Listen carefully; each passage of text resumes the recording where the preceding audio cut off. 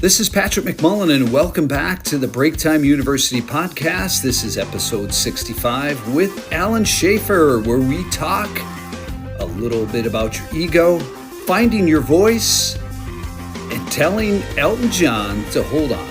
So listen in and enjoy.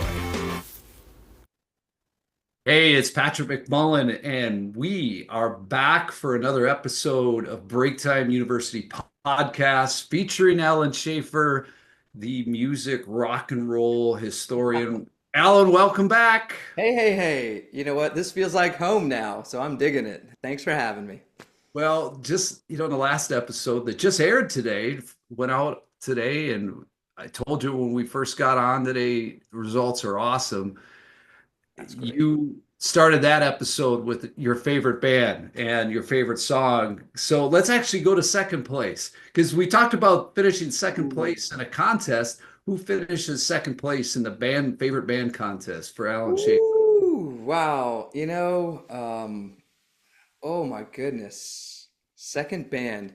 You know, I really, I really do love Coldplay, which is Okay. probably not that far from you too. I saw them play a couple years ago here in San Diego, and they just they just look like they're having fun because they are having fun.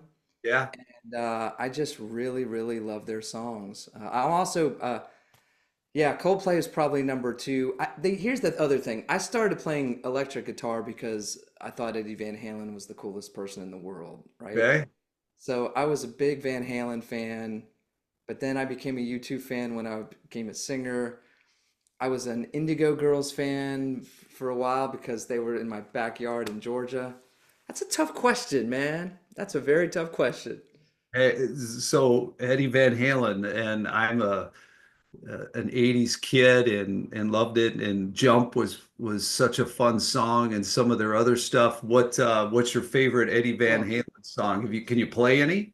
I can play some Van Halen. It's been a minute. What I will tell you is, 1984 was the first time I ever saw them, and Okay. I actually got to meet Eddie Van Halen, and Oh, that was a thrill. And I was working for Warner Brothers, or Warner Electro Atlantic, the distribution company for Warner Brothers Records. And when I found out Van Halen was coming, I went to the regional marketing guy, a guy named Jared Neff, and I said, I need to meet Van Halen. And he looked at me, and you're gonna love this. We went straight to the break room because he said, we're going to play ping great pong. spot. I can't make this up. I can't make this up. He They goes, have one of these kiosks there.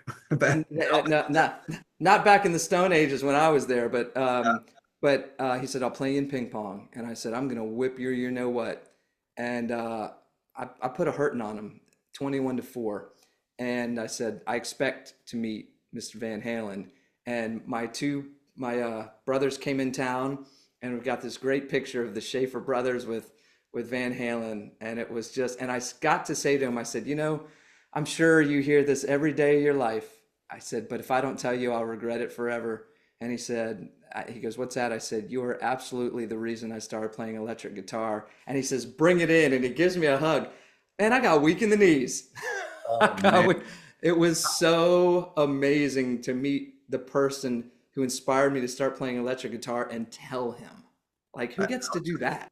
Especially if it's just a fly in a room, and some of the conversations and the times that those guys had, and just the shows that they played. Yeah, you know what's funny? Speaking of being a fly in the room, and this is not to talk out of school. We were playing with a band called Smash Mouth in Wisconsin, Okay. and I'm hanging out in the dressing room, and we're all having a good time. We're throwing a few back, and they had done a song off of Van Halen one. And being the outspoken one and being kind of the jokester that I am, I looked at one of the guys in the band. I said, "No offense, I didn't think y'all were cool enough to play something from Van Halen one." And the room gets silent. And then it was fine. I mean, that's what you do. You talk trash when you're in bands, even if it's someone else's band. But we were good. Well, you kind of got me thinking a little bit then. The Battle of the Bands. What was that? There was a Jack Black movie back 10, 12 years ago that he played, The Battle of the Bands. School of Is that Rock? a Is real it thing? School of? Yeah, School of Rock. Is that a Yeah. real thing? Yeah, I think that is a real thing. Did Now you there's ever? a thing called School of Rock that is all Yep. over, yeah, where kids learn how to play music and be in rock bands. But did have you ever played in a band competition like that? No, I No. never. You know, the only band competition that I ever really participated in that I can remember was I think for a big radio station in Atlanta in the winter, got to play with for the thing they called Chinese New Year, their big radio show. And so Okay. we played with Collective Soul and Lenny Kravitz. And I came off stage just high on life, going, I can't believe that I just stood in the spot where Mick Jagger stood, or where Ronnie Van Zant from Skinner said, "Play it pretty for Atlanta," or Bono stood. And I go in to Collective Soul's dressing room, and there's this guy, and he's talking. And I very rudely interrupt this guy talking. And he turns around, and it's Elton John. Wow. And he goes, "No problem." And he invites me in, and we're having this exchange. And he goes, "Was that you singing, young man?" And I'm like, "Yes, sir." He puts his hand on my shoulder and he goes, "Nice job, young man. You sounded wonderful." And then I'm sitting there talking to him, and then my drummer, Dan, comes up. And then in the middle of a story, and I don't even know the story that he's telling us, someone from the radio station comes up and says, "You got to be on the air in 30 seconds." And I said, "Sorry, Elton, got to go." Isn't that crazy? So, folks, if you didn't listen to previous episodes, this is somebody that get that guitar ready because Well, finally, hear a little Elton John. let's do it. I packed my bags last night pre-flight, 0 hour, 9 a.m. And I'm gonna be high as a kite by then. Oh yeah. All right, there it is. I think the next time he does this, folks, I'm gonna just do this on my cell phone. I'm gonna do, get my cell phone out and turn the light on and just kind of go back and forth just to go along with it. That is awesome. You had Elton John say phenomenal job, but hey, buddy, you got to hang on here a second because I got to go get on the radio. Yeah, and you know something? Here's what's so interesting, and as we kind of unfold whatever we talk about today, sometimes we're in a right place at a right time. Sometimes, like even for something like that, that was like forever ago, and I just remember I've just played the Fox, and I just hung out with Elton John, so like I'm about to make it. And Mhm. all of that, and for anybody that's out there just trying to pursue some path, it's not an easy path. There's what these like in some cases, these false proxies, these things that go, oh, well, I'm further than I am. And in the same token, sometimes we're farther than we think we are. And I mean, even for you as an entrepreneur, the things Yeah. that you've done, I mean, like you think you're making positive yards or you think you're getting to there, and then something reminds you that, well, maybe I'm not as there as I thought. It's a fascinating idea. Well, we're going to talk in the next few minutes here. We're going to talk about a couple things. Ego, and Oh, we're yeah. going to talk about being willing to push a broom around a warehouse. And we Yeah. both have experiences of it, but you have a Yep. definition of ego that I think we need to share. But I'm going to start with the willingness to push a broom around because yes, I just went through where I led a very large company. We sold it and I took and have reinvested a lot of that money into building other companies, but it meant pushing a broom around to get to where we are today. And we've got some phenomenal things happening. But you have an even better story that centers around burying your ego and the willingness to do whatever it takes to get to where we want to go. And it all centers around your love of music and getting in the record business. So Yeah. talk about pushing the broom around and give everybody that Yeah, definition. well, and not to correct, I wouldn't say it's a better story. It's just a different story. But I graduated from Florida International University, had a degree in PR. I had hair down to here, and I didn't want to cut my hair, so I'm like, okay, I need to find a job in the record business, and I wanted to I was doing the band thing anyway. And so I'm calling, I'm just calling places, and I finally called this place called Warner Electra Atlantic. It's the distribution company for Warner Brothers, Electra Records, Atlantic Records. And I said, "Are you hiring?" And they're like, "Yes." I was like, "Awesome." And they're like, "For the warehouse." So I'm like, "All right, I'll go check it out." And I went and I interviewed, and it was $6 an hour. to work in the warehouse. And I just had this college degree. And I thought to myself, don't know that I thought I'd be making $6 an hour after I got my college degree. That was really surprising. And I had a really, really big decision to make. And, I just wanted to be around the business. And I figured that, again, for my band pursuits, that this was going to be something that would move me forward. And if it didn't, I would pivot and do something else. And then, and it was really crazy, really humbling. I remember people who didn't necessarily have college degrees or high school degrees or any degrees yelling at me, telling me I was dumb because I put the box in the wrong place or I didn't drive the forklift in the right way or all this stuff. And it was really a pretty stressful thing for what it was. And then there was this job, one job on the inside, right? One job on the inside, and that was the promotion secretary. And that was the only position that came available that was like really in the record business. Everything else was distribution and, just could have been any widget in the world. And I interviewed for that job and I got it and I wound up supporting 13 radio promotional executives at the same time. So I was an assistant for 13 people at the same time. I went from the warehouse and doing that to really learning the music business and learning how it all worked in a completely different way. And so I look back and I go, had I not done that, my life would have been on a completely different trajectory.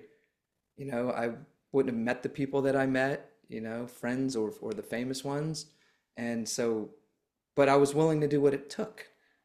And that's the whole thing. And ego, and again, not my definition of ego. This is, I have to give credit where credit is due. A gentleman named Wayne Dyer, very famous, pop psychology, self-help guy. He says ego stands Book for, is probably in one of those two yeah, stacks. he says edging greatness out. So for those of you listening and thinking about ego, ego is a very interesting idea. Um, we think of ego and sometimes confuse it with someone who's just super high on themselves. And no, all the ego induced emotions that we have, things like fear and anger and resentment and jealousy, all that what we call the low energy. Now I sound like a San Diego, Southern California, hippie, but all those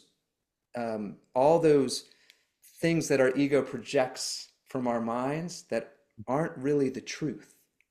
It's an illusion that the ego puts up this film between you and really what the truth is.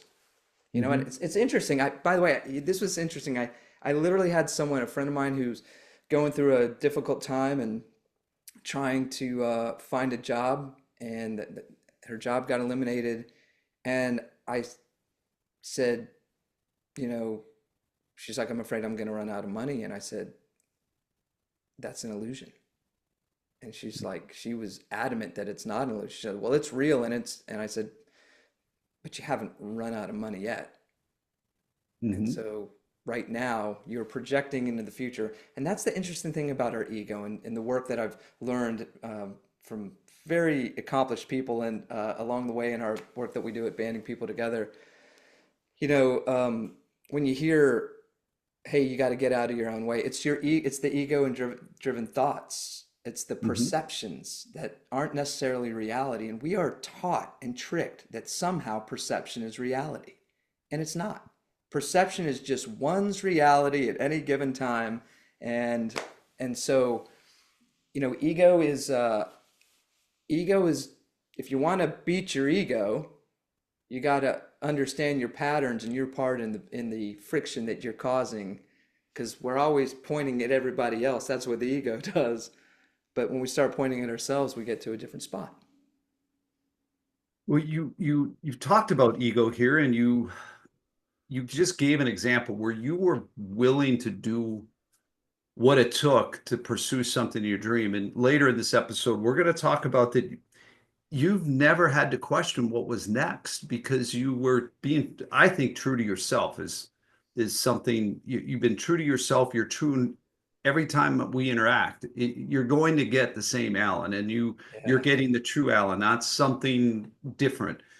But you also is going back to something that entrepreneurs, whether let's even look at it, let's even take out the word entrepreneurs, just people who want to be successful at whatever it is, whether it's having someone has the nicest lawn, to I want to have a great car collection, or my just even my cars always look nice, to I want to be the best in sales, best at my company, best in the gym. Is they're willing to do what it takes. And I don't feel that in this world, that's what everybody right now, I mean, let's face it, we have so much debate about Doge and all this other stuff, is people aren't always willing to face the truth, look at themselves in the mirror. But you also have a great story of what it takes that involves Morton's Steakhouse, that's both funny Ah, but very real. And I'm yeah. just going to tell you the depths of who Alan is. Oh, well, thank you. It's pretty interesting. I think when you talk about this path or anybody that's trying to do better at something, it's effort, right? It's effort. Like what kind of effort? Like discretionary effort, going beyond, doing more. Like that's, and I wonder if that's a value thing. I wonder if that's an innate thing. I wonder if that's a spirit thing. But because everybody's not wired to do as much as they can, right? And so we're not all driven in the same way, and that's okay.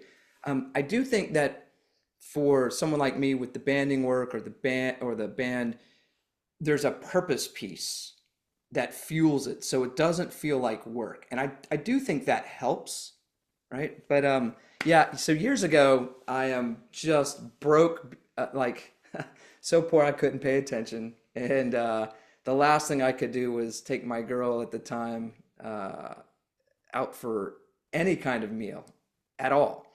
And one night, our guitar player comes in and he's like, he comes into rehearsal and he says, our dishwasher quit and we're desperate. We need someone for like Friday night. And if any of you guys are interested, um, come in and he'll comp you a meal for two. And because I knew there was no way I was going to be able to take, her name was Teresa, out for a nice meal anywhere, I jumped all over it. So I get there, and again, I've gone uh, again with my college degree, and I'm sitting there, man, I still can't pay my bills. And because this was during the dot-com times, where I was really struggling. And washing dishes, there's a management trainee. He disappears after 10 minutes. And it's just me doing everything. And I will never forget there was this box. And then one of the people said to me, "You got to carry this box out to the dumpster." And I do remember having to you know, pick it up. It was really heavy, and I set it on my shoulder, and all of a sudden I feel this liquid just all running down my entire body, and it is rotten juice from the rotten chicken juice from these rotten box of rotten chickens. And it was like, okay, this is hell. I've been looking for it. I found it, and here it is. And I will say this: when it was all said and done, I remember getting home and just having to throw away everything that I was wearing. It was not salvageable, nor would it I wanted to have been. And we went in, and I will never forget. We got like a 48-ounce porterhouse, a nice bottle of wine. We had a souffle for dessert. We a lobster tail. We hit them super hard. Yeah, You got your money's worth. And we did. I mean, it comes back to you were willing to do what it takes at that point to for the love of your life. To Yeah. you were as you have taken your love of music, and we're going to talk about risk. You took your love of music, you took this mindset that I'm going to do whatever it takes. You take Yeah. all of your experiences from Van Halen and folks that we were just talking that he put Elton John on hold. He told Steven Tyler he was an asshole. It told that story in an I episode know. or It's so two ago. The crazy. reality is you took all those experiences and you bet on yourself. And you've created this amazing company that you use your power of music and your love of it to band people together. So Yeah. talk about taking the risk. Talk about doing whatever it took to get to the point where today you have a thriving business with customers that rave about you and have raving fans. Talk about it. Yeah. Thanks. And it's funny that you mentioned the whole betting on yourself because I can tell you there's an ego-driven delusion and it's called worry. And worry, by my definition, is like worry is betting against yourself. And why in the hell would I ever do that? I don't have any reason to believe that I won't always land on my feet. I might have some bumps, I might have some bruises, but I'm not going to go under, or I would have already, you know? And Mhm. so every time it's kind of like Rocky Balboa. Every time you get knocked down and you get back up, it takes a whole lot more to knock you down. And so this whole idea of belief, and it's interesting. It's a lot of the work that we do at banding. If you look at the workplace and you look at the just the way humanity is and the organizational forces or the physics at work in an organization, there's all these things that are getting in the way of us as workers believing. And they're friction points. They're friction points, they're soul killing friction points, Mhm. right? And, like at the core of the banding work, basic intrinsic human motivators, we're going in and with very particular data and validated behavioral science and a very particular approach, we're going, wow, here's this friction point where Patrick doesn't have a voice. And just on an intrinsic human motivating level, let me ask you, when you don't have a voice in any dynamic anywhere, personally or professionally, how's that feel to you? It gives you that sense of almost like hopelessness is something that Right. you would describe it as. That's the Yeah. word, the first thing that came to mind. Yeah. So you go home and your dinner table conversation is very, very different. And Mhm. the problem is when you don't have a voice, first of all, you look elsewhere where you can find a voice in any kind of relationship, right? But when you have a voice, you can do something very powerful. You can contribute. I mean, how can you contribute in a way that is meaningful to you in your job if you are not given a voice? And it's pervasive. And what's interesting, and to your brilliant credit, the thing that's really standing in the way of those things on a human level is generally ego. Mhm. Now, I don't go into these huge global companies and go, hey, I'm gonna frame the ego for you. But it's a little bit of what's happening. It really is, and it's helping people direct a different movie and understand their part in the friction that's happening, and that the narrative that you're building about your coworker because they did this thing one time or you think they did this thing one time, that's Mhm. where the whole bias judgment subjectivity train just takes off. And it's like bad compound interest in the human game. And so what we do is we just call a good timeout and we talk to leaders and we go, well, all right. So for instance, you got someone that's missing deadlines. So you think they need a time, so you think they have a problem with time management? No, with this particular wiring, they won't speak up and tell you when they're off track because you've given them too many priorities, and they don't feel psychologically safe to tell you because the last time they brought it up, boss, you flipped out. That's And how it is. there's so many people listening to this that truthfully, that's a lot of times they get paralyzed by that fear. And Oh you yeah. talk about worry. There's too many people that don't realize the value that they bring to their employer and the value just of who they are as a human being. I mean, one of the biggest crimes that I've experienced in my lifetime is people that don't realize how good they really are, or they waste years until they finally do. And you and I both have seen people, and the light bulb goes on, and they all of a sudden realize, I'm pretty flipping good. Yeah. You then ask yourself, what the hell took you so long? Because Well, you get bitten by the dog, and then you come around another dog that's all cute and wagging its tail. But sure. what you're really thinking is, when I put my hand out, it's going to get bitten again. And I would love to, if I may I challenge the folks that are watching in break rooms that will see this? If you're not contributing in a way or on a level that is the impact that you think you're capable of making, call a timeout and tell your manager. And that's not a complaint. There's no manager, there's no leader in the world that doesn't want to hear from somebody making an effort and going, you know what? my job's cool, I got this, but I could be making more of an impact and it looks like this. No one's ever going to yell at you or be upset for you trying to create more value. But there's some of you who are going, yeah, but you don't know my boss. Everybody wants more productivity, everybody wants more value, but people are super busy. And so that's the piece where you got to step out of your comfort zone. We call that growth and go, hey, Patrick, it's cool that you have me doing all these things. I get this is what the role is in the job, but I really believe that I could create more value and you're just changing the conversation. That's a different idea.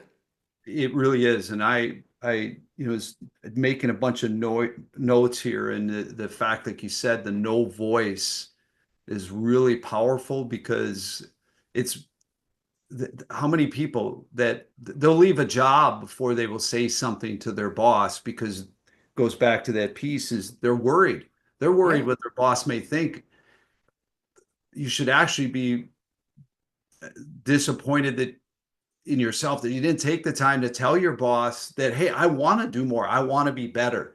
And if you are listening, just as Alan just challenged you, if you're sitting today, go have that conversation right now. There's no benefit a lot of times to waiting.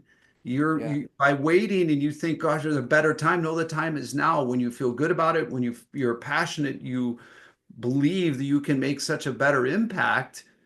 How much better would you feel if you went home tonight after you yeah. listen to this and say, I took Patrick and Alan's advice and I went and talked to him, and now I do have that voice. Yeah, and it is and here's the thing, I'll tell you, if you're at a place where you feel like you don't have a voice, you're probably not at the right place. And that if you don't have that confidence, then we're not by any means encouraging to go in and we want all the people listening to this to go quit. But the reality is we do this podcast and do it in a break room setting to impact people in their workplace and make their lives better. That's why we did this. Yeah. And as we start to wrap up this segment, those of you that have listened to this know what I'm about to do. And Alan, so you got to get that little Oh musical man. brain going because you're going to be put on the spot. We always do a break time minute, is where I go and in a minute or less tell you here's what I took out of this. And it goes down to what you just said. When you worry, you are betting against yourself. Think about that for just a minute, everybody. Uh, you are paying interest on a bill that you likely don't owe. I do know that I read a Harvard Business Review study that 93% of stuff that people worry about never happen. 93% of the time. So you are paying a very expensive, high, unnecessary interest rate on a bill that's not coming in your mailbox. So Yeah. start betting on yourself, take action, take Alan's advice to heart, get your voice, and go out and make a difference. So, Alan, I'm going to challenge you again to take your guitar out Oh and man. you're going to do your break time minute or just feed off of what I just said, impromptu, sing a song and bring this episode to a close.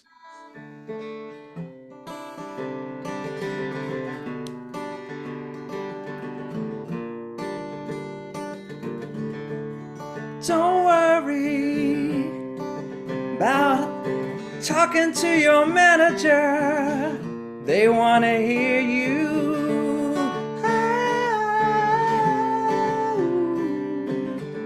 They care what you have to say.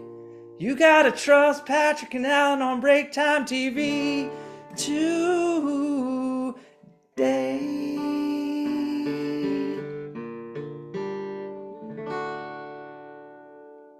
You So, put me on the spot, folks, man. that I will tell you, I teach people in my life how to think on their feet. Whew. That uh, I will tell you is might be the best think on your feet I've ever seen Oof. because he's got to Terrifies sing, me. he's playing a song. It was fabulous. Alan, as we wrap up the segment, tell folks how they can reach you.